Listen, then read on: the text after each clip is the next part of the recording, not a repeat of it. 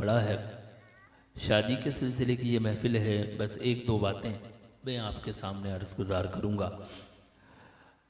نبی کریم علیہ السلام کی ایک حدیث شریف سنیے۔ رسول اللہ صلی اللہ علیہ وسلم نے ارشاد فرمایا، مولا کائنات شیر خدا حضرت علی کرم اللہ تعالی وجہ الکریم سے حضور ارشاد فرما رہے ہیں، اے علی، 3 کاموں میں تاخیر نہ کرنا۔ 3 کام ایسے ہیں اگر موقع ملے تو ان میں تاخیر نہ کرنا۔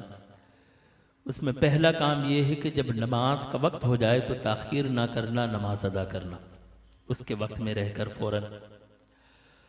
دوسرا فرمایا، اے علی، جب کوئی شخص بیمار ہو جائے اور یا پھر فرمایا کہ اس کا انتقال ہو جائے تو پھر اس کی نماز جنازہ میں تاخیر نہ کرنا، فوراً اس کا نماز جنازہ پڑھنا۔ بیمار ہو جائے تو اس کی عیادت میں تاخیر نہ کرنا، اس کی عیادت کرنا، اس کی مزاج پرسی کرنا، اس کی طبیعت پوچھنا، دونوں باتیں آئی ہیں۔ اور تیسرا فرمایا، یہ جو تیسری بات ہے بڑی پیاری ہے، کہا کہ جب تمہارے خاندان میں، تمہارے گھر میں، تمہارے معاشرے میں بیٹی بڑی ہو جائے، بالغ ہو جائے، اب اس کا جوڑ بھی مل جائے، یعنی اس کے جوڑ کا کوئی مرد، کوئی لڑکا تمہیں مل جائے تو اب اس کے نکاح میں تاخیر نہ کرنا، اس کا نکاح بھی فوراً جلدی کر دینا۔ تو اس سے پتہ یہ چلتا ہے، اس حدیث شریف میں 3 باتیں، تینوں بڑی اہم ہیں، کہ مسلمان نماز نہ چھوڑے، نماز کو پکڑ کے رکھے۔ جب وہ نماز کو پکڑ کے رکھتا ہے تو ایمان کی جو روح ہے، جو اصل تاثیر ہے، وہ اس کے ساتھ جڑی رہتی ہے۔ نبی کریم علیہ السلام کی ایک اور حدیث شریف ہے، حضور نے فرمایا کہ مسلمان اور کافر میں فرق کرنے والی جو چیز ہے نا، وہ نماز ہے۔ مسلمان نماز پڑھتا ہے، کافر نماز نہیں پڑھتا۔ اہل ایمان اپنی پیشانیوں کو اللہ کی بارگاہ میں جھکانے والے ہیں اور کافر اس کے علاوہ کسی اور کی بارگاہ میں جھکانے والے ہیں۔ تو مومن میں، مسلمان میں اور کافر میں فرق کرنے والی چیز نماز ہی ہے، جو اس کو ممتاز کرتی ہے۔ اور جب بندہ اللہ کی بارگاہ میں جھک جائے تو جو اس کی بارگاہ میں جھک جاتا ہے تو پھر خلاق عالم دنیا کے سامنے اس کو جھکنے نہیں دیتا، اس کو عزت عطا فرماتا ہے۔ تو نماز بہت اہم ترین چیز۔ دوسری بات جو اس حدیث شریف میں بتائی گئی، وہ کہا کہ اگر کسی کا انتقال ہو جائے تو اس کا نماز جنازہ، یا پھر روایت آئی اگر کوئی بیمار ہو جائے تو اس کی مزاج پرسی۔ تو مسلمان کے اندر یہ عادت ہونی چاہیے کہ وہ اپنے قریبی مسلمان بھائی کا خیال رکھے، ان کی طبیعت سے واقف رہے، ان کے احوال کو پوچھتا رہے۔ اگر کوئی تکلیف میں ہے تو اس کی تکلیف دور کر دینا، یا اس کی عیادت کر لینا، اس کی مزاج پرسی کر دینا، یہ مسلمانوں کا کام ہے۔ اہل ایمان کی نشانیوں میں سے ایک نشانی ہے۔ ایک حدیث شریف میں نے پڑھی، ایک مقام پہ رسول اللہ صلی اللہ علیہ وسلم نے ارشاد فرمایا، جو شخص کسی بیمار کی مزاج پرسی کرتا ہے، اس کی عیادت کرتا ہے، اس کی طبیعت پوچھتا ہے، ابھی اس کے پاس آیا ہے، اس کے پاس بیٹھا ہے، اس کی مزاج پرسی کی ہے، وہ اس نشست سے، اس مجلس سے اٹھتا نہیں ہے، اللہ تعالیٰ اس آنے والے بندے کی بخشش و مغفرت فرما دیا کرتا ہے۔ تو دیکھیں اسلام کتنا خوبصورت ہے، اور کیسے بہانے ڈھونڈتا ہے کہ اپنے بندے کو نجات دینے کے لیے، اس کو فائدہ دینے کے لیے، دین کا بھی اور دنیا کا بھی، کہ وہ صرف طبیعت پوچھنے آیا ہے، اس کی مزاج پرسی کرنے آیا ہے، صرف اس سے پوچھا ہے، اللہ تعالیٰ اس کی برکت کی وجہ سے بندے کے گناہوں کو معاف کر دیتا ہے۔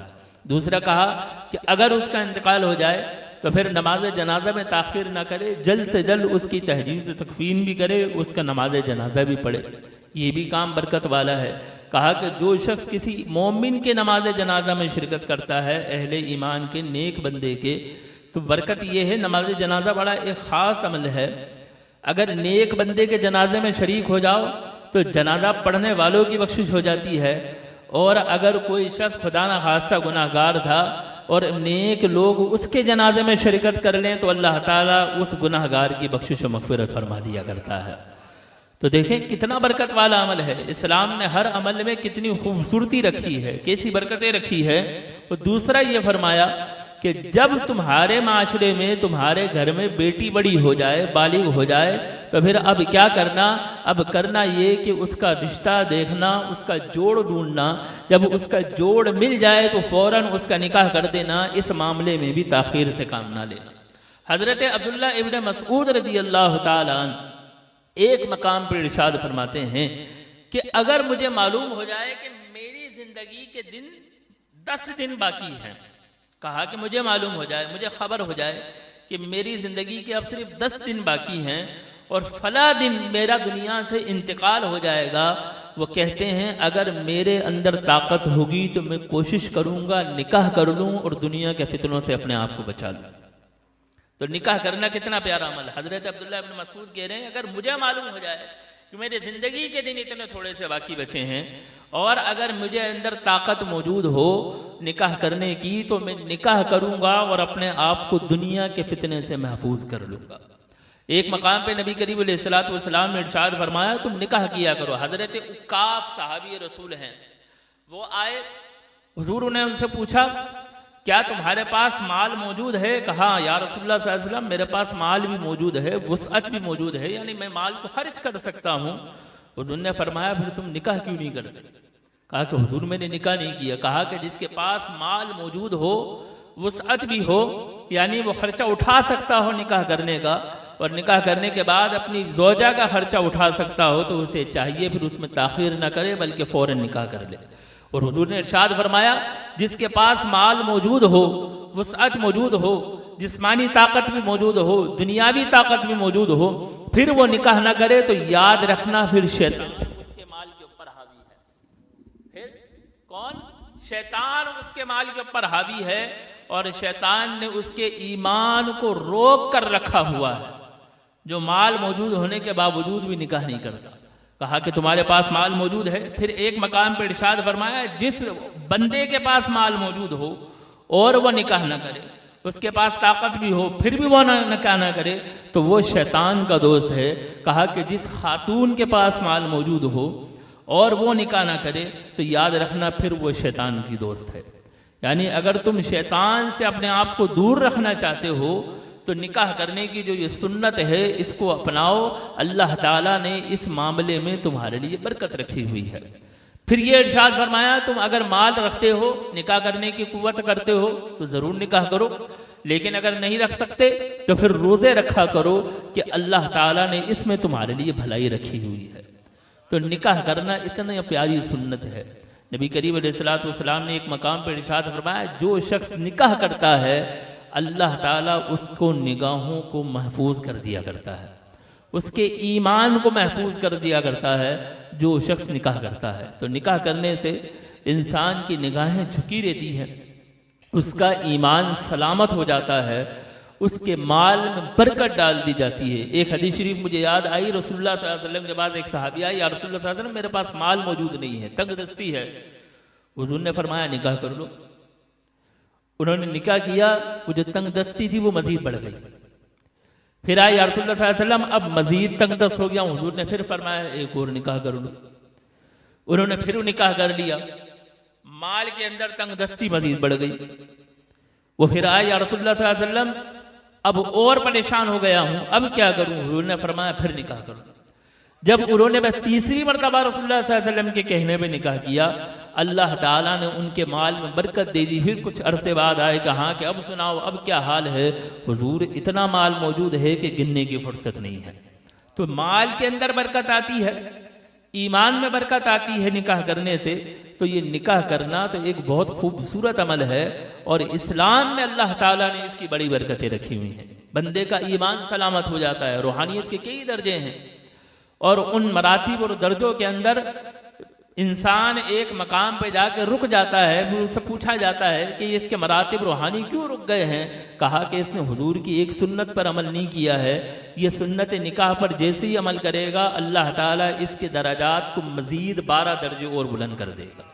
تو نکاح کرنا اتنا پیارا عمل ہے، روحانی طور پہ درجات بلند ہوتے ہیں، اللہ تعالیٰ اس میں برکتیں عطا فرماتا ہے، رحمتیں عطا فرماتا ہے، گھر کے اندر برکت آتی ہے، مال میں برکت آتی ہے، دنیا میں برکتیں ملا کرتی ہیں، اس کا ایمان سلامت ہو جایا کرتا ہے۔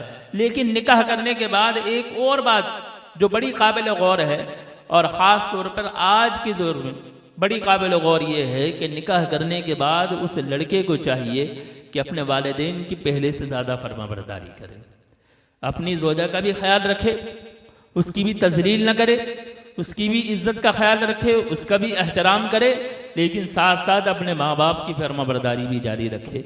جو نوجوان اپنے والدین کا ساتھ دیتے ہیں، ان کی فرما برداری کو مقدم رکھتے ہیں، اللہ تعالیٰ پھر ان کے گھروں کو آباد رکھا کرتا ہے۔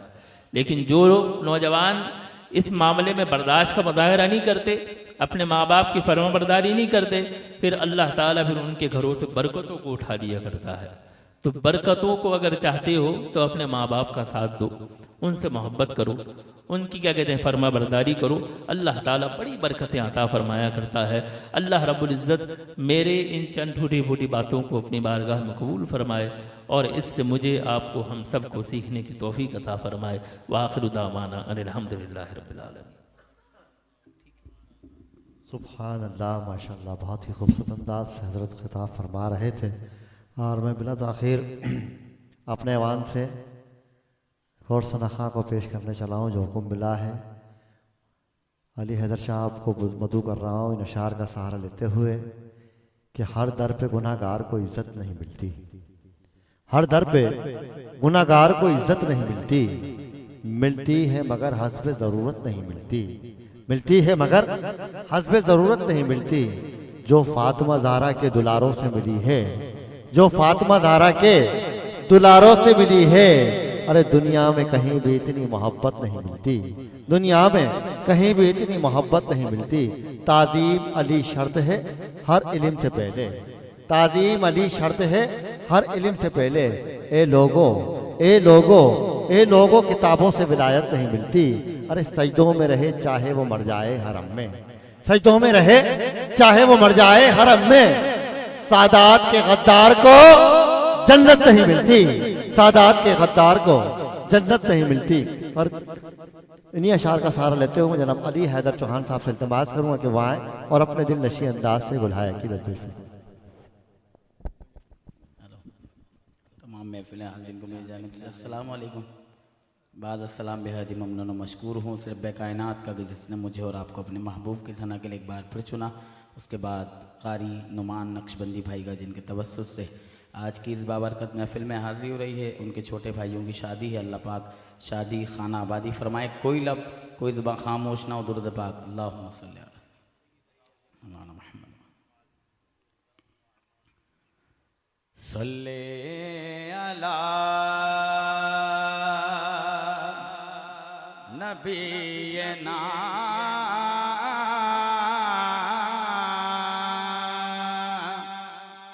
صلی علی